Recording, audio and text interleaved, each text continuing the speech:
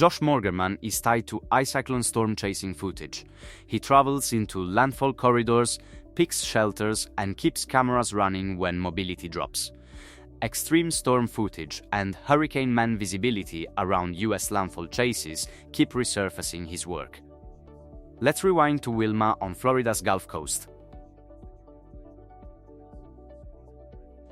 Josh is already operating as the eycyclone chaser when the work becomes field-first and landfall-focused. He moves into the Florida corridor and commits to staying through the passage, with Wilma on Florida's Gulf Coast sitting inside the same choice. Near Everglades City, he keeps filming as conditions ramp and the shelter decision stops being abstract. He is trying to hold position long enough to get the eye and eyewall conditions that make the intercept usable. He has a shelter window before landfall timing closes the last relocation option. He runs cameras under the kind of noise and instability that comes with a core passage. The crew stays in place while debris and pressure shifts make simple movement risky. A shelter choice must tolerate debris and wind during eyewall passage. Josh keeps eycyclone moving toward US landfall impact zones rather than filming at distance. During Ike on the Texas coast, he is committed early enough that closures and evacuations can't rewrite the plan. He keeps filming as wind ramps and debris risk rises, and the same hours that matter also erase easy vehicle movement. That pushes him into a fixed shelter routine where the camera work continues while mobility fades. He deals with route choices under closure risk and protects equipment from wind-driven rain. The Intercept adds another landfall capture to the eycyclone archive and reinforces the release pattern he can repeat. Once the worst conditions arrive, he can't reposition the way he could earlier. The final relocation must happen before wind arrival. Josh expands the map beyond US targets and takes eycyclone into a Mexico intercept. With Jimena on Mexico's coast, cross-border travel time becomes part of the chase decision and forces commitment earlier than a short domestic drive. He has to secure supplies and a shelter before landfall conditions make basic provisioning difficult. He keeps the cameras going close enough that structural strain and wind noise become part of the operating reality. The setup is less about last-minute target changes and more about arriving ahead of the corridor breakdown. He also manages equipment survival in a coastal environment where drying and reuse matter after exposure. The Intercept yields a named storm piece that fits the eycyclone release workflow. Supplies and shelter must be secured before conditions degrade. Josh carries eycyclone into the Western Pacific, where wind is not the only problem. In Tacloban during Haiyan, he stays on location through the impact window where surge and wind arrive together. He is forced into shelter in place as peak conditions make outdoor movement unsafe. He keeps filming inside a building where water intrusion and structural strain become immediate variables.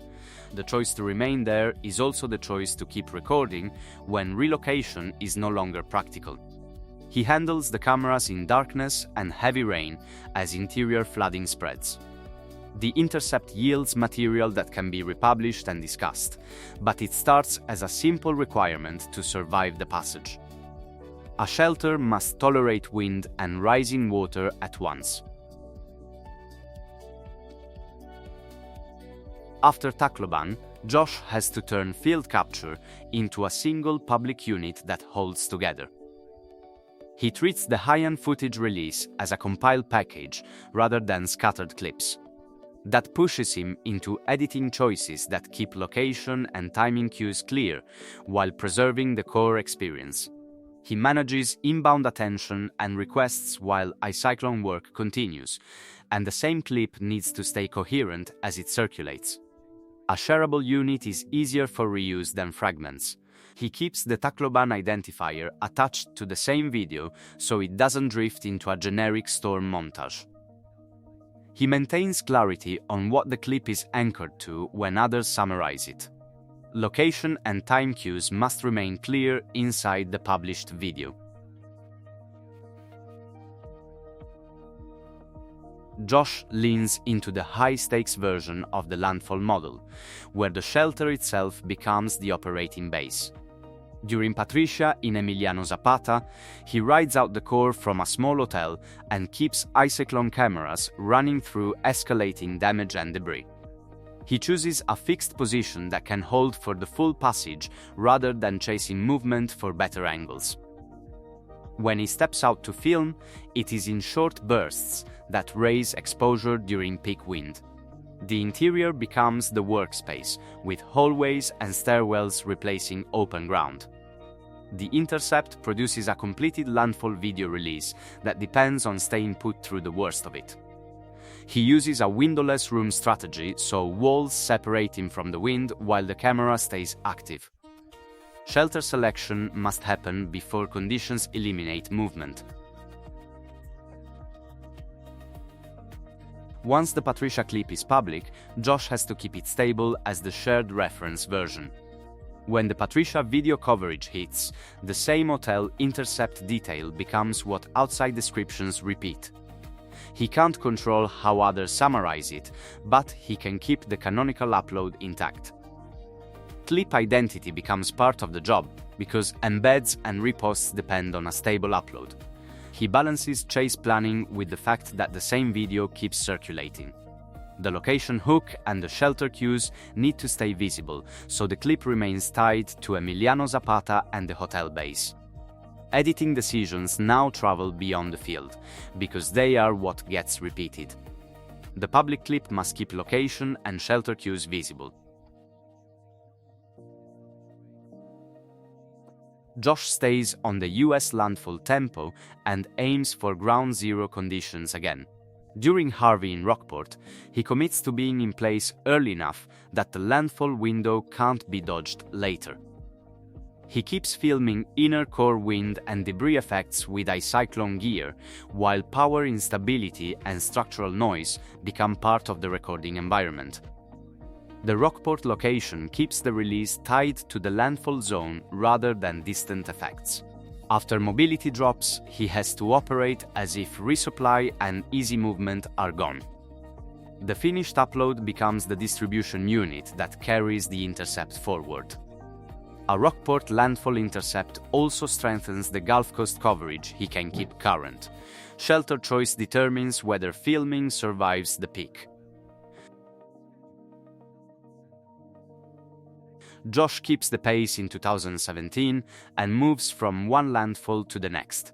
With Irma in Naples, Florida, he targets inner core conditions and is locked into early arrival before closures can shut down the approach.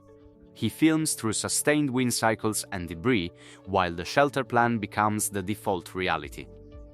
The work is not just about capturing impact, it is about being ready to keep recording when normal movement ends.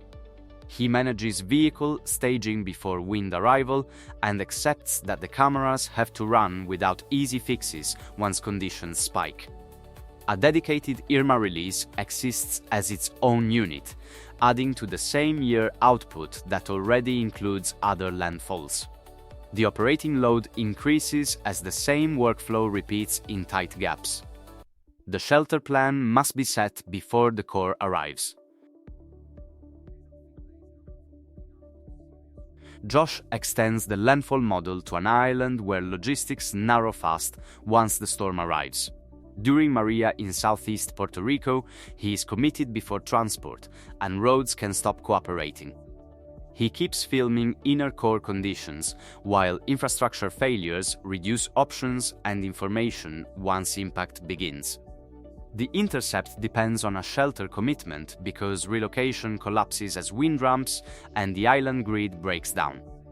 He protects equipment through extreme rain and wind while staying close enough that the footage is tied to the landfall corridor. The trip also means the chase can end before landfall if the flight window is missed. A dedicated Maria upload exists as a standalone release unit, built the same way as mainland landfalls but with fewer escape valves. Shelter must tolerate sustained Category 4 conditions. Josh stays in the Gulf Coast rhythm and targets another landfall core. With Ida in Houma, he arrives early enough to set shelter and gear before evacuation traffic peaks. He films the inner core while power and comms failures reduce updates once impact begins. After passage, debris and flooding complicate mobility and post-impact navigation. The eycyclone method stays the same, but the practical reality changes when outages remove easy coordination. He keeps filming after mobility drops because the core window is the whole point of the Intercept. A dedicated IDA clip exists as a standalone release, extending Gulf Coast coverage into 2021. The shelter plan has to survive long gust cycles and debris. Filming continues after power and comms degrade. Josh turns a single storm into an extended chase that demands endurance and planning across multiple intercept windows. In Haiyan at Punta Gorda, he targets Category 4 impact conditions and stays in the core long enough to capture the eye. He then continues into a second impact site at Georgetown, South Carolina, and the travel load becomes multi-state and multi-day. The vehicle has to stay functional after the first impact because the second intercept depends on it. He deals with limited rest, repeated exposure, and the need to keep cameras ready for 2 separate passages. The long-form edit adds another layer of work after the chase because the release has to keep both locations identifiable. The 2-impact structure lets one release cover multiple operating environments without breaking into separate uploads. The release must keep both locations identifiable on screen. Josh learns that the fieldwork is only part of what keeps eycyclone in circulation over time.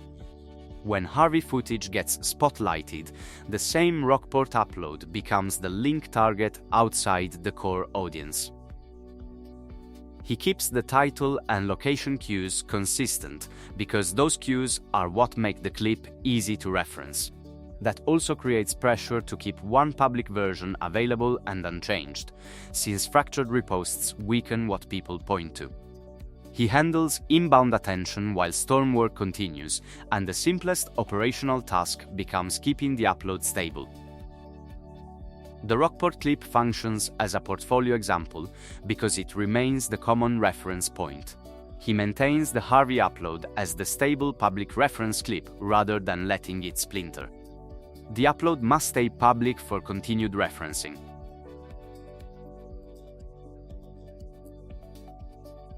Josh lives with the fact that some intercepts stop being passed because they keep getting reused. When Haiyan footage gets analyzed, the same Tacloban clip is pulled into storm surge explanation and post-event discussion. He maintains the Tacloban Haiyan upload as the stable reference version, so the same visual moments stay tied to the same identifier. That pushes him to treat on-screen location cues as part of the job, because analysis depends on those cues staying clear. He keeps the original upload intact as the common embed target, while planning later shoots with stronger on-screen cues for explanation reuse. The footage is treated as a primary visual reference for Haiyan's impact, and that durability depends on the canonical version remaining available. A canonical upload must remain accessible for embeds to keep working. Josh maintains the Tacloban Haiyan upload as the stable reference version over time. A canonical upload must remain accessible for embeds to keep working. Future filming benefits from stronger on-screen cues for later explanation reuse. If you enjoyed the video, don't forget to like and subscribe so you don't miss what's next.